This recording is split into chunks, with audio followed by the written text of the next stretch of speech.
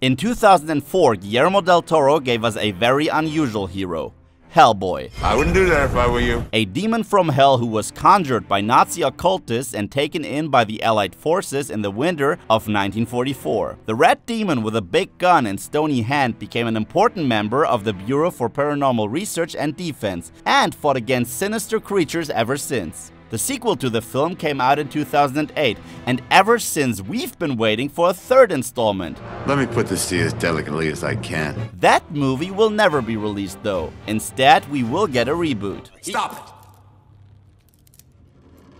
Right now. Hellboy the Reboot. Director Neil Marshall is going to adapt Mike Mignola's screenplay, and David Harbour will star as the main character in the new Hellboy film entitled Rise of the Blood Queen. Oh, this is gonna hurt. Marshall has had his fair share of horror and struck fear into audiences with The Descent. He also worked on Game of Thrones and directed the episodes Blackwater and The Watchers on the Wall. Mike Mignola is the creator of Hellboy, who is now for the very first time involved with the screenplay adaptation of one of his comic books. Many viewers will recognize David Harbour as the good-natured yet tough sheriff from Stranger Things. Even though it is admittedly a pity that we won't get to see Ron Perlman in his signature role again, Harbour has faced monsters on that show before and should do just fine. What do you think of that casting choice? Let us know in the comment section below.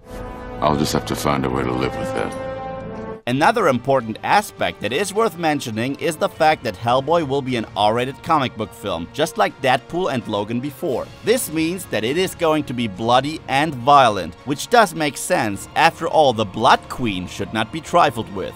The Blood Queen. The Hellboy comic books refer to her as the Queen of Blood, but in reality she is actually Nimue, a witch and lover of Merlin, who told her all of his secrets. She showed her gratitude by imprisoning him for all of eternity. Without Merlin's guidance, her knowledge drove Nimue mad. As a matter of fact, she became so insane that all of England's witches joined forces and killed her. They dismembered her body and spread the parts across the world. The bummer was, however, the fact that Nimue constantly reassembled her body, which is why her remains were sealed in a coffin that was then buried. In the comic book Darkness Calls, the witches of England are looking for a new leader. After Hellboy rejects the offer to become said leader, the witches desperately pick the only true witch, Nimue. This leads to the rise of the Blood Queen, a story that is depicted in the comic series The Wild Hunt. In it, Nimue is resurrected. Out of fear of her revenge, numerous witches of England drown themselves. The rest, however, assist Nimue